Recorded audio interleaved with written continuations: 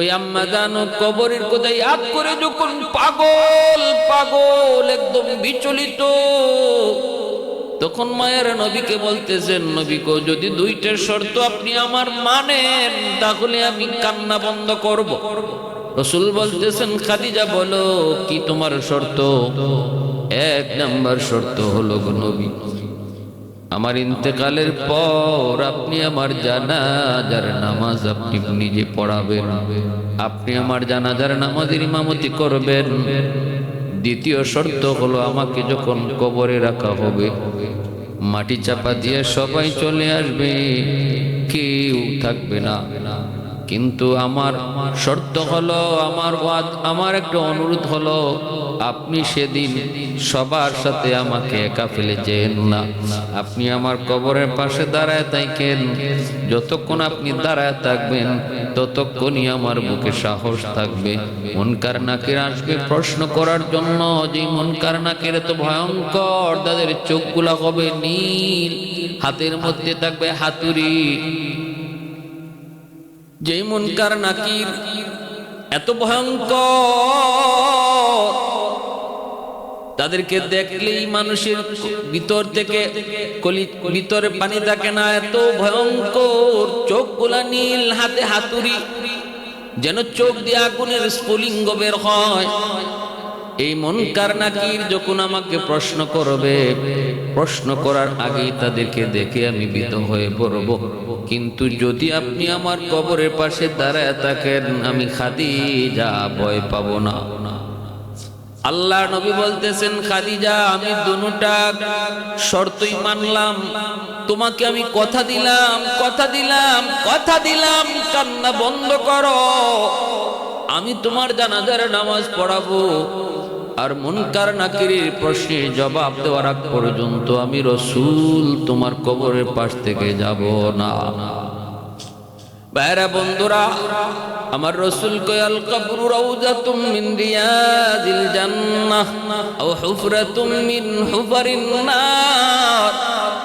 হযরত উসমান গনি রাদিয়াল্লাহু তাআলা আনহু থেকে বর্ণিত মুসলিম শরীফের হাদিস, আল্লাহর নবী বলতেছেন, উম্মতের দল, তোমরা মুর্দাকে কবরে রাখার পর মুর্দার কবরের পাশে দাঁড়ায় তার জন্য মাগফিরাতের দোয়া কইরো, এবং দোয়া কইরো সে যেন ইসলাম, যে ইসলাম ধর্মের উপরে ছিল এই ধর্মের উপরে যেন সে অটল থাকে, কারণ কবরে সওয়াল জবাব তার জন্য বড় কঠিন। তাকে তোমরা কবরের উপরে দাঁড়াইয়া দোয়া করে সহযোগিতা কইরো। রাসূল বলছেন, তোমরা তার জন্য দোয়া কইরো, আর বইল তুমি যেই ধর্ম থেকে গেছো এই ধর্মের উপরে আল্লাহ যেন তোমারে মজবুত রাখে, অটল রাখে। এটাকেও শরীয়তের ভাষায় তালকিন বলে। ভাইরা বন্ধুরা, ভাইরা বন্ধুরা, মনে রাখবেন, একজন নেককার মানুষের জানটা কবজের পর, জান কবজের পর আসমান জমিন তার জন্য কান্না করে, জমিন কান্না করে। যেই জায়গায় বসে বসে আল্লাহর জিকির করত, যেই জমিনে বসে বসে আল্লাহকে ডাকতো, ওই জমিন তার ইন্তেকালের পর আল্লাহর কাছে কান্না করে। আসমানের যেই দরজা দিয়ে তার নেক আল্লাহর কাছে যায় পৌঁছতো, ওই দরজাটাও যখন তার নেকি যাওয়া বন্ধ হয়ে যায়, ওই দরজাটাও আল্লাহর কাছে কান্না করে।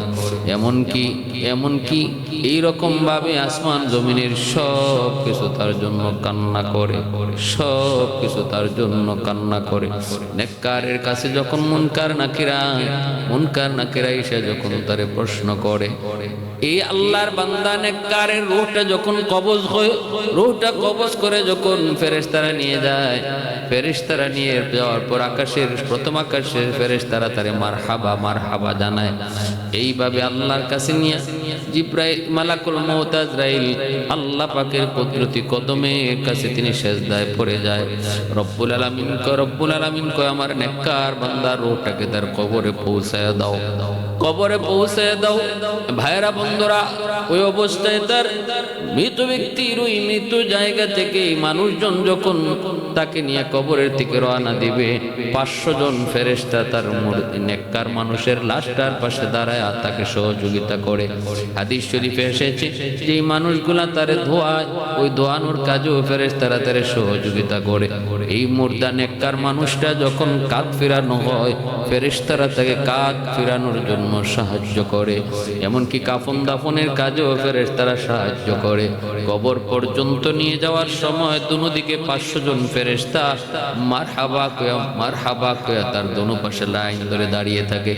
একজন ভিআইপি মানুষ যাওয়ার সময় যেমন দোনো পাশে মানুষ তারে গার্ড অফ অনার দেয়, এইভাবেই ফেরেশতাগণ কবর পর্যন্ত সারিবদ্ধ হয়ে দুই দিকে দাঁড়ায় থাকে আর তাকে গার্ড অফ অনার দেয়, সম্মান জানায়, তার জন্য আল্লাহর কাছে দোয়া করে।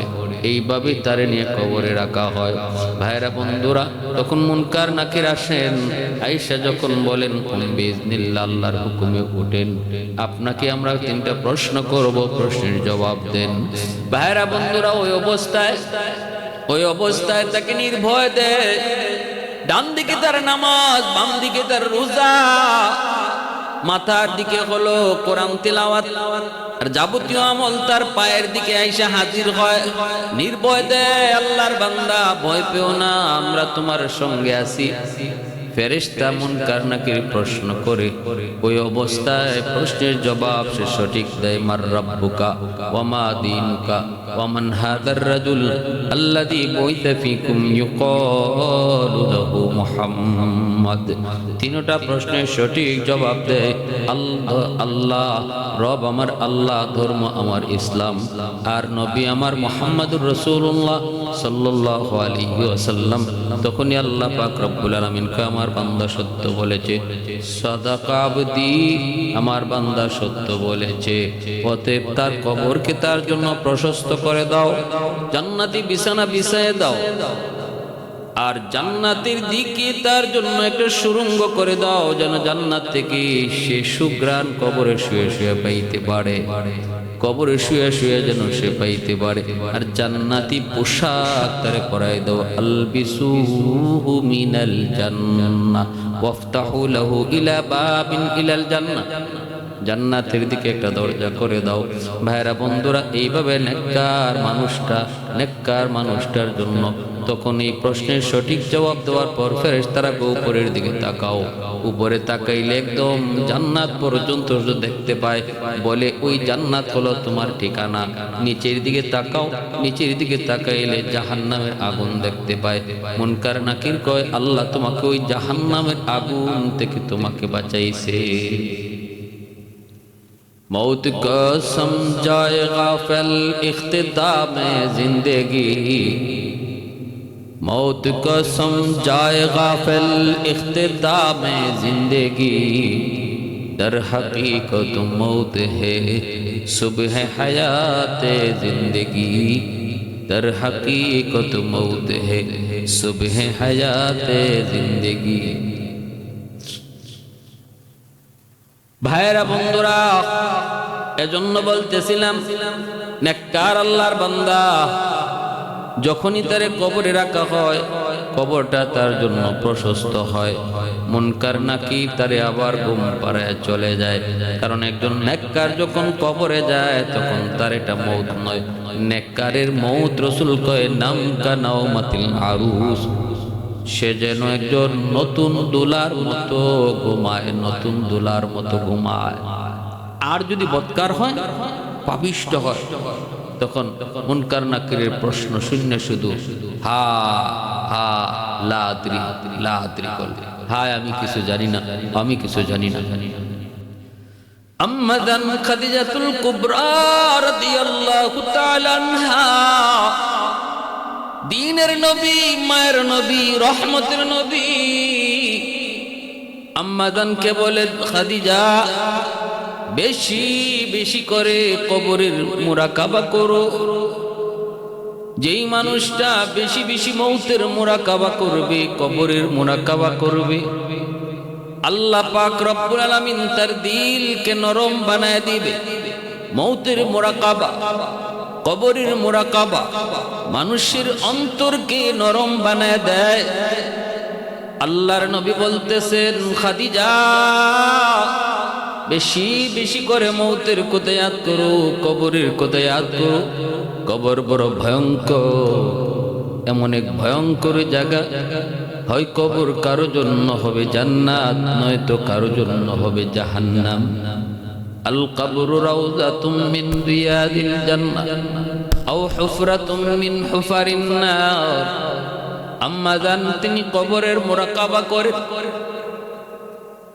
রাসূল বলেন আকসিরু যিকরা হাদিমিল লাযযাতিল মাউত, বেশি বেশি করে মৌতের কথা ইয়াদ করো, যে মৌত চিরদিনের জন্য তোমার সকল আশা, সকল ভরসা, সকল চাওয়া পাওয়া সব কিছু মুহূর্তের ভিতরে যেই মৌত শেষ করে দেয়, ওই মৌতের কথা তুমি বেশি বেশি করে ইয়াদ করো। আম্মা জান মুরাকাবা করেন। এর আল্লাহর গোলাম, মুরাকাবার আমল যার তৈরি হয়ে যায়, এই মানুষটা ধ্যানে বসলে পড়ে অচেনা অজানা অদেখা অনেক বিষয় তার চোখের সামনে ভেসে যায়। যখনই একজন মানুষের দিলের ভিতরে, মনের মধ্যে মুরাকাবার আমল তৈরি হয়, সুফিয়ানে কেরাম এটাও একটা সবক দেন। নফল নামাজ, নফল জিকির আজকারের ভিতর এটাও একটা সবক তারা দেন। দিনের কোনো একটা টাইমে, কোনো একটা সময়ে, কোনো একটা টাইমে ধ্যানে বসে আল্লাহ পাকের সৃষ্টি নিয়ে একটু মুরাকাবা করা, কবরের কথা ইয়াদ করা, মৌতের কথা ইয়াদ করো। মা ছিল, বাবা ছিল একদিন, আজ তারা দুনিয়াতে নাই। আমাকে একই পথের পথিক, একই পথের পথে রওনা দিতে হবে। এই বিষয়টা তুমি দিনের কোনো এক টাইমে অল্প সময়ের জন্য হলো ধ্যানে বসো, নিরিবিলি একা একা কোথাও বসে তুমি যদি দিলের তুমি ওই মুরাকাবাটা অর্জন করো, তাহলে অটো তোমার দিলের ভিতরে আল্লাহর ভয় জাগবে, আমলের ভিতরে আগ্রহ তৈরি হবে। আম্মা জান তখন মুরাকাবার আমল করেন। কবরের জগতের চিত্র তার চোখের সামনে ভেসে ওঠে, ভয়ঙ্কর ভয়ঙ্কর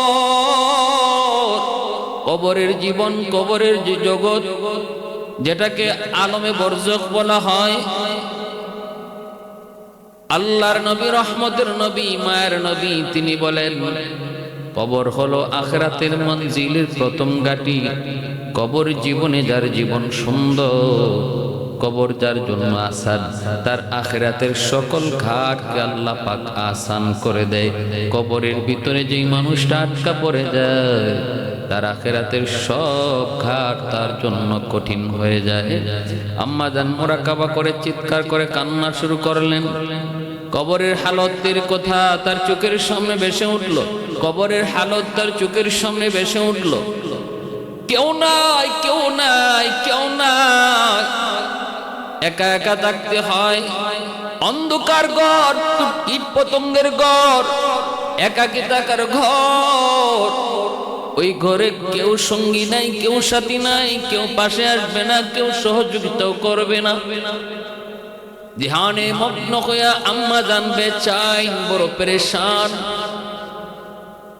ভাইরা বন্ধুরা, এই অবস্থা দেখা খাতুনে জান্নাত ফাতেমা রাদিয়াল্লাহু তাআলা আনহা কলিজার টুকরা মেয়ে আম্মা জান খাদিজাতুল কুবরা রাদিয়াল্লাহু তাআলা আনহার কলিজার টুকরা মেয়ে খাতুনে জান্নাত ফাতেমা রাদিয়াল্লাহু তাআলা আনহা। মনে রাখবেন, আমার নবী, রহমতের নবীর সন্তান, ছেলে মেয়ে যা হয়েছে দুনিয়াতে আসছেন সবাই আম্মা জান খাদিজাতুল কুবরা রাদিয়াল্লাহু তাআলা আনহার গর্ভ থেকে। আর কোন বিবির গর্ভ থেকে নবীর কোনো সন্তান আসে নাই। তবে একজন সন্তান ইব্রাহিম, তিনি মারিয়া কিপ্তিয়ার গর্ভ থেকে এসেছিলেন। যে কয়জন দুনিয়াতে বেঁচে ছিলেন তারা সবাই ছিলেন আম্মা জান খাদিজাতুল কুবরা রাদিয়াল্লাহু তাআলা আনহার মেয়ে। খাতুনে জান্নাত দৌড়ে নবীর কাছে চলে গেলেন। আব্বা জান, আম্মা তো পেরেশান, আম্মা তো কান্না করে করে অস্থির। কেন মা এত পাগল, কেন মা এত কান্না করে করে বেচাইন হলো? আমি জানি না, আমি বুঝি না। বাবা আপনি আসেন। নবীজি মদিনার মসজিদ থেকে নবীজি দৌড়ে হুজরার ভিতরে ঢুইকা দেখেন আম্মা জান কান্দেন। নবী বলতেছেন খাদিজা। আল্লাহর নবী, রহমতের নবী দৌড়ে ঘরের ভিতরে ঢুকলেন। ঢুইকা দেখেন আম্মা জান কান্না করে, আম্মা জান কান্না করে। নবী বলতেছেন খাদিজা, ও খাদিজা, কেন কান্না করো? কান্নার কারণ কি? আম্মাজান মক্কাতেই ইন্তেকাল করেছেন। নবী হিজরতের আগে, আল্লাহর নবী হিজরতের আগে মক্কায় থাকতেই আম্মাজান খাদিজাতুল কুবরা রাদিয়াল্লাহু তাআলা আনহা ইন্তেকাল করেন। রাসূলের কাছে যখন এই খবর খাতুনে জান্নাত যায় পৌঁছান, খাতুনে জান্নাত ফাতেমা রাদিয়াল্লাহু তাআলা আনহা তখন ছোট্ট বালিকা। রাসূল দৌড়ে এসে সান্ত্বনা দিয়ে বলেন, খাদিজা কেন কান্না করো? কান্নার কারণ কি? আম্মাজান আরো কান্না শুরু করলেন, নবী গো, আমি কবরের মুরাকাবা করেছিলাম আপনার কথায়। কবরের মুরাকাবা করতে যে আমি পেরেশান, আমি ভয়ে ভীত, অনেক ভীত হয়ে পড়েছি, আমি আতঙ্কিত হয়ে পড়েছি। ওগো নবীজি, আমি চরম আতঙ্কিত। আল্লাহর নবী বলতেছেন, খাদিজা ভয় পেও না, কান্নার কোনো কারণ নাই, টেনশনের কোনো কারণ নাই। আমি নবী তোমাকে সান্ত্বনা দেই, তুমি কান্না করবা না। ইনশাআল্লাহ কবর তোমার সাথে খারাপ কোনো আচরণ করবে না। কিন্তু আম্মাজান বলেন, না গো নবী, আমি শান্ত হতে পারবো না, তবে দুই শর্তে আমি কান্না বন্ধ করব, দুই শর্তে আমি কান্না বন্ধ করব। যদি আপনি দুই শর্ত মানেন, যদি আপনি দুই শর্ত পালন করেন। আল্লাহর নবী রহমতের নবী বলেন, শর্ত কি? আম্মাজান তিনি কে? ইসলামের সর্বপ্রথম যিনি কালেমা পড়ে মুসলমান হলেন, তিনি কোনো পুরুষ নন। যুবক, ইসলামের ছায়াতলে সর্বপ্রথম যিনি কালেমা পড়ে মুসলমান হয়েছেন, তিনি কোনো পুরুষ নন, তিনি একজন মহিলা। তিনি কে? এই উম্মতের জননী, আমার নবীর সর্বপ্রথম বিবি, যার জীবদ্দশায় রাসূল আর দ্বিতীয় কোনো বিয়ে করেন নাই, যার জীবিতকালীন সময়ে নবী দ্বিতীয় কোনো বিয়ে করেন নাই। এত মায়া, এত মহব্বত। মক্কার সবচেয়ে একজন ধনী নারী, মক্কায় যাকে ডাকা হতো তাহের, পবিত্রা বলে। শুধুমাত্র সম্পদের মালিক তা নয়, চারিত্রিক দিক দিয়েও আম্মাজান ছিলেন পূত পবিত্র। সম্পদও ছিল অনেক, সুন্দরের দিক দিয়েও ছিলেন অতুলনীয়। তখনকার সময় আম্মাজানের চেয়ে সুন্দর আরবে আর কেউ ছিল না। এত সুন্দর, এত সুন্দর। আম্মাজানের টাকা পয়সা, সম্পদ, সহায় সম্পদ এত বিশাল ছিল। মক্কায় এমন কোনো গরিব মানুষ নাই যে মানুষটা আম্মাজানের কাছ থেকে সহযোগিতা পায় নাই, আম্মাজানের কাছ থেকে কোনো সাহায্য নেয় নাই, এমন কোনো মানুষ মক্কায় ছিল না। এজন্য মক্কার মানুষ ওনাকে অত্যন্ত শ্রদ্ধা করত, ওনাকে অত্যন্ত সম্মান করত, ওনাকে পূত পবিত্রা করে তারা ডাকত। এজন্য আম্মাজান তিনি তার সকল সম্পদ বিয়ের পর আমার নবীর কাছে ইসলামের খেদমতে তিনি দান করেছিলেন।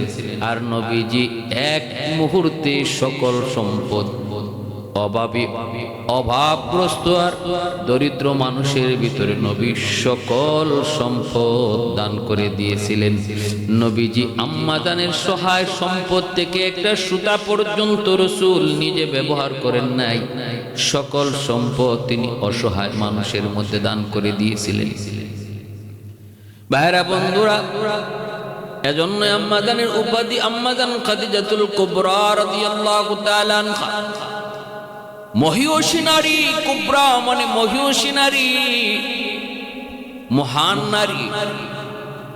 আল্লাহর নবী, রহমতের নবী, মায়ার নবী গার হেরায় যখন ধ্যানে মগ্ন, ওই ধ্যানে মগ্ন থাকা অবস্থায় তিনি সকাল সন্ধ্যা নবীর জন্য খানা নিয়ে আসে গার হেরায় উঠতেন। ওই সময় পাহাড়ে উঠা কতটা কষ্ট। বর্তমানে যারা গার হেরায় যায়, জাবালে নূর যারা দেখতে যান তারা বুঝেন, তারা টের পান। বর্তমানে ওই গার হেরায় উঠতে অনেক সময় তাও রাস্তা করে দিয়েছে। ওই রাস্তা, এই রাস্তা দিয়ে উঠতেও অনেক সময় ব্যয় হয়, অনেক কষ্ট হয়, জায়গায় জায়গায় পানি খাইতে হয়, জুস খাইতে হয়। কিন্তু সেই সময়, যেই সময় আমার নবী ধ্যানে মগ্ন, তখন ওই গার হেরায় উঠতে কোনো রাস্তা ছিল না। পাহাড়ের উপরে, পাথরের উপরে পা দিয়া দিয়া, পাথরের উপরে পা দিয়া দিয়ে ওই জায়গায় যা পৌঁছতে হতো। আম্মাদান খাদিজাতুল কুবরা রাদিয়াল্লাহু তাআলা আনহা সেই এত উঁচু পাহাড়টা তিনি পাথর বেয়ে বেয়ে নবীর কাছে নিয়ে সকাল সন্ধ্যা দিনে দুইবার খানা নিয়ে হাজির হতেন আল্লাহর নবীর পাশে। আল্লাহর নবীর কাছে জিব্রাইল আমিন গারে হেরায় বসা। ওই অবস্থায় আম্মাজান আসতেছেন। জিব্রাইল কয়, নবী গো, ওই যে আপনার প্রিয়তমা স্ত্রী খাদিজা আসতেছে।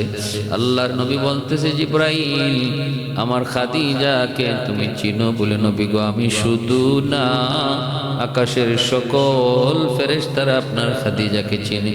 শুধু তাই নয় গো নবী, যেই পরিমাণ কোরবানি আপনার খাদিজা ইসলামের জন্য করেছে, আল্লাহ পাক রব্বুল আলামিন আমাকে বলছেন আল্লাহর পক্ষ থেকে সালাম যেন খাদিজাকে আপনি পৌঁছায়া দেন।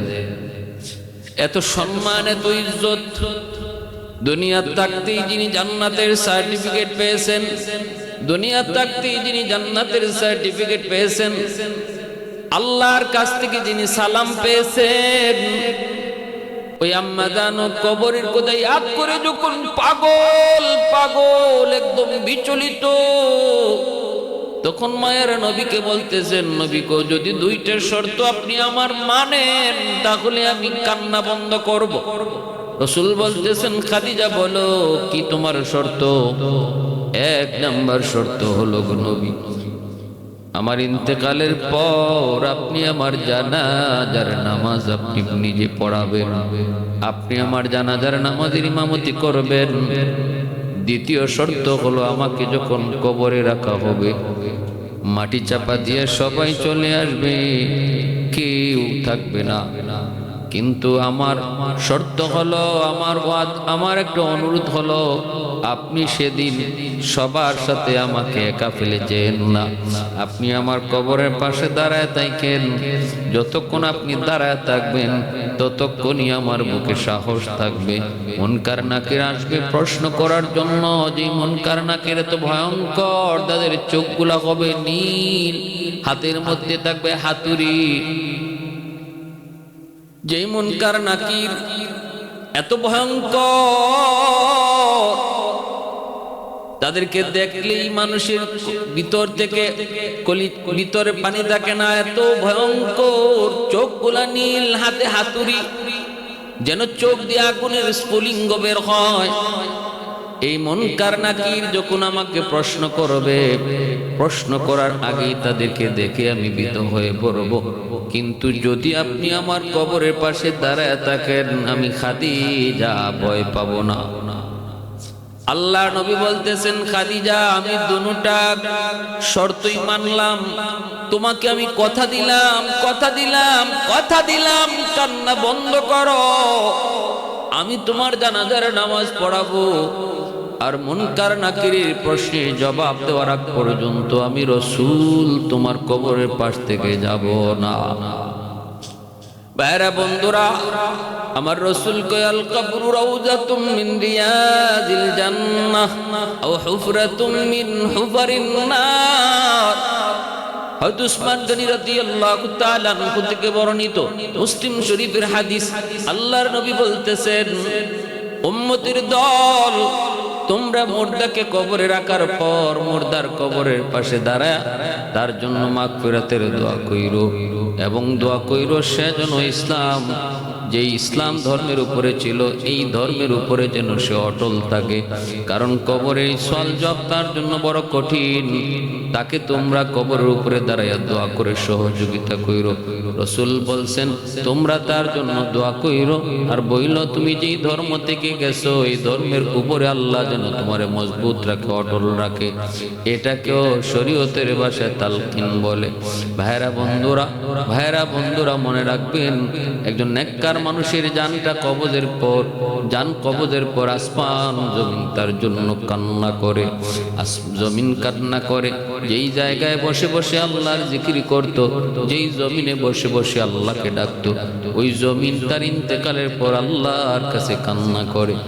আসমানের যেই দরজা দিয়ে তার নেক আল্লাহর কাছে যায় পৌঁছতো, ওই দরজাটাও যখন তার নেকি যাওয়া বন্ধ হয়ে যায়, ওই দরজাটাও আল্লাহর কাছে কান্না করে। এমনকি এইরকম ভাবে আসমান জমিনের সব কিছু তার জন্য কান্না করে, সব কিছু তার জন্য কান্না করে। নেককারের কাছে যখন মুনকার নাকিরা এসে যখন তারে প্রশ্ন করে, এই আল্লাহর বান্দা নেককারের রূহটা যখন কবজ হয়, রূহটা কবজ করে যখন ফেরেশতারা নিয়ে যায়, ফেরেশতারা নিয়ে যাওয়ার পর প্রথম আকাশের ফেরেশতারা তারে মারহাবা জানায়। এইভাবে আল্লাহর কাছে নিয়ে জিব্রাইল মালাকুল মউত আজরাইল আল্লাহ পাকের কুদরতি কদমের কাছে তিনি সেজদায় পড়ে যায়। রব্বুল আলামিন কয় আমার নেককার বান্দার রূহটাকে তার কবরে পৌঁছায় দাও, কবরে পৌঁছায় দাও। ভাইরা বন্ধুরা, ওই অবস্থায় তার মৃত ব্যক্তির ওই মৃত্যু জায়গা থেকে মানুষজন যখন তাকে নিয়ে কবরের দিকে রওনা দিবে, 500 জন ফেরেশতা তার নেককার মানুষের লাশটার পাশে দাঁড়ায় তাকে সহযোগিতা করে। হাদিস শরীফে এসেছে যে মানুষগুলা তারে ধোয়ায়, ওই ধোয়ানোর কাজেও ফেরেশতারা তারে সহযোগিতা করে। এই মুর্দা নেককার মানুষটা যখন কাঁধ ফেরানো হয়, ফেরেশতারা তাকে কাঁধ ফেরানোর জন্য সাহায্য করে। এমনকি কাফন দাফনের কাজেও ফেরেশতারা সাহায্য করে। কবর পর্যন্ত নিয়ে যাওয়ার সময় দুদিকে 500 জন ফেরেশতা মারহাবা কয়া তার দোনো পাশে লাইন ধরে দাঁড়িয়ে থাকে। একজন ভিআইপি মানুষ যাওয়ার সময় যেমন দোনো পাশে মানুষ তারে গার্ড অফ অনার দেয়, এইভাবেই ফেরেশতাগণ কবর পর্যন্ত সারিবদ্ধ হয়ে দুই দিকে দাঁড়ায় থাকে আর তাকে গার্ড অফ অনার দেয়, সম্মান জানায়, তার জন্য আল্লাহর কাছে দোয়া করে। এইভাবেই তারে নিয়ে কবরে রাখা হয়। ভাইরা বন্ধুরা, তখন মুনকার নাকির আসেন, আয়েশা যখন বলেন বিইজনিল্লাহ আল্লাহর হুকুমে উঠেন, আপনাকে আমরা 3টা প্রশ্ন করব, প্রশ্নের জবাব দেন। ভাইরা বন্ধুরা, ওই অবস্থায় তাকে নির্ভয় দেয়। ডান দিকে তার নামাজ, বাম দিকে তার রোজা, মাথার দিকে হলো কোরআন তিলাওয়াত, আর যাবতীয় আমল তার পায়ের দিকে আইসা হাজির হয়। নির্ভয় দেয়, আল্লাহর বান্দা ভয় পেও না, আমরা তোমার সঙ্গে আছি। ফেরেশতা মুনকার নাকির প্রশ্ন করে, ওই অবস্থায় প্রশ্নের জবাব সে সঠিক দেয়। মার রাব্বুকা ওয়া মা দীনুকা ওয়া মান হাযার রাজুল আল্লাযী বুইসা ফীকুম ইউকালু লাহু মুহাম্মদ। 3টা প্রশ্নের সঠিক জবাব দেয় আল্লাহ, রব আমার আল্লাহ, ধর্ম আমার ইসলাম, আর নবী আমার মুহাম্মদুর রাসূলুল্লাহ সাল্লাল্লাহু আলাইহি ওয়াসাল্লাম। তখনই আল্লাহ পাক রব্বুল আলামিন কয়, আমার বান্দা সত্য বলেছে, সাদাকা আবদি, আমার বান্দা সত্য বলেছে। অতএব তার কবরকে তার জন্য প্রশস্ত করে দাও, জান্নাতি বিছানা বিছায় দাও, আর জান্নাতের দিকে তার জন্য একটা সুড়ঙ্গ করে দাও, যেন জান্নাত থেকে সে সুঘ্রাণ কবরে শুয়ে শুয়ে পাইতে পারে, কবরে শুয়ে শুয়ে যেন সে পাইতে পারে। আর জান্নাতি পোশাক তারে পরাই দাও, আলবিসুহু মিনাল জান্নাহ ওয়াফতাহু লাহু ইলা বাবিন ইলাল জান্নাহ, জান্নাতের দিকে একটা দরজা করে দাও। ভাইরা বন্ধুরা, এইভাবে নেককার মানুষটার জন্য তখন এই প্রশ্নের সঠিক জবাব দেওয়ার পর ফেরেশতারা উপরের দিকে তাকাও, উপরে তাকাইলে একদম জান্নাত পর্যন্ত দেখতে পায়। বলে ওই জান্নাত হলো তোমার ঠিকানা। নিচের দিকে তাকাও, নিচের দিকে তাকাইলে জাহান্নামের আগুন দেখতে পায়। মুনকার নাকির কয়, আল্লাহ তোমাকে ওই জাহান্নামের আগুন থেকে তোমাকে বাঁচাইছে।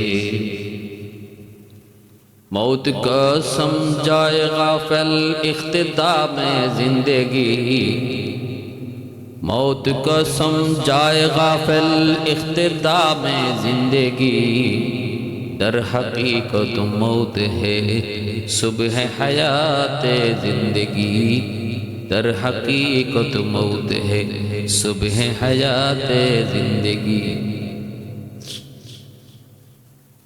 ভাইরা বন্ধুরা, এজন্য বলতেছিলাম, নেককার আল্লাহর বান্দা যখনই তারে কবরে রাখা হয়, কবরটা তার জন্য প্রশস্ত হয়। মুনকার নাকির তারে আবার ঘুম পাড়ায় চলে যায়, কারণ একজন নেককার যখন কবরে যায় তখন তার এটা মৌত নয়, নেককারের মৌত রাসূল কয় নাম কা নাওমাতিল আরুস, সে যেন একজন নতুন দুলার মতো ঘুমায়, নতুন দুলার মতো ঘুমায়। আর যদি বদকার হয়, পাপিষ্ট হয়, তখন মুনকার নাকিরের প্রশ্ন শূন্য শুধু হা হা লা আদরি লা আদরি করবে, হায় আমি কিছু জানি না, আমি কিছু জানি না। মুনকার নাকিরের তখন ভয়ঙ্কর চেহারা আর তাদের ভয়ঙ্কর আওয়াজ মুর্দা তখন শুনতে পায়। হাতের মধ্যে যে হাতুড়ি ছিল, এই হাতুড়ি দিয়ে তাকে আঘাত করা শুরু হয়। ভয়ঙ্কর কবর তার জন্য সংকীর্ণ হয়ে যায়, হাড্ডিগুলা পর্যন্ত তার একটা আরেকটার সাথে মিশে যায়।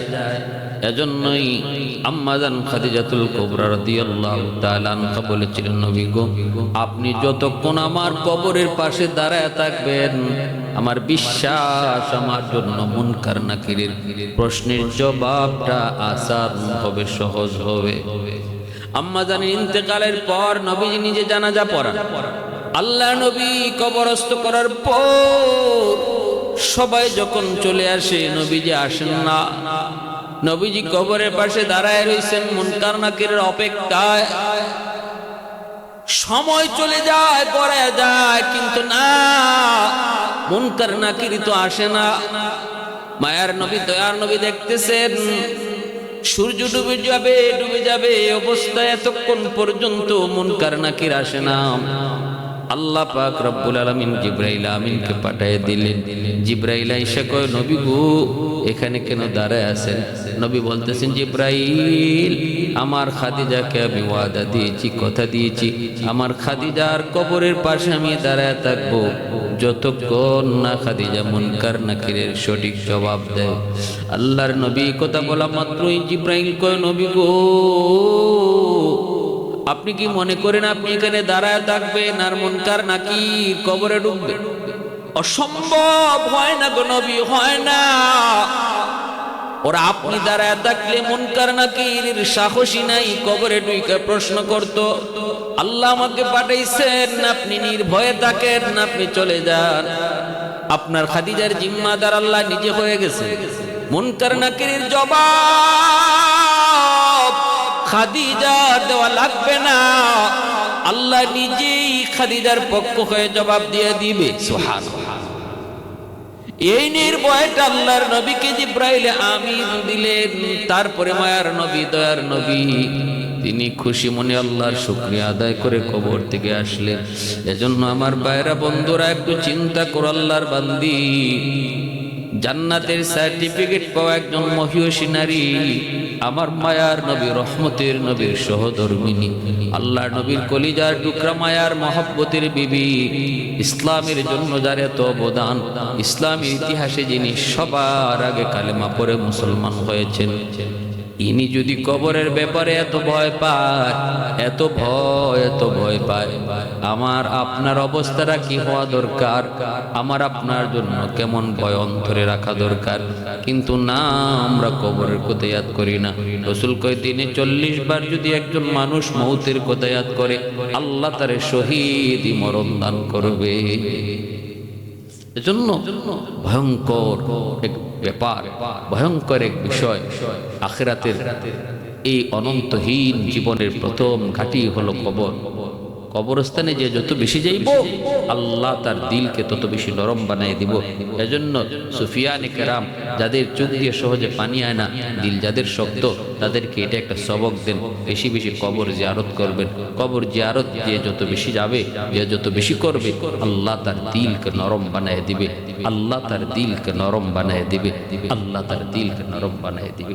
এজন্য আমার ভাইয়েরা বন্ধুরা, আজ গুনাহ থেকেও যদি বাঁচতে হয়, বাহাদুরি করে বাঁচা যাবে না। আল্লাহর কাছে চাও, আল্লাহ যেন দিল নরম বানায় দেয়। আর নরম বানাইবার একটা সবক হলো, আমল হলো কবরস্থানে বেশি বেশি যাওয়া, কবরবাসীর জন্য দোয়া করা, আর চিন্তা করা, এই ঠিকানা আমার ঠিকানা, আজ আমার ভাই, কাল আমি তার পিছনে।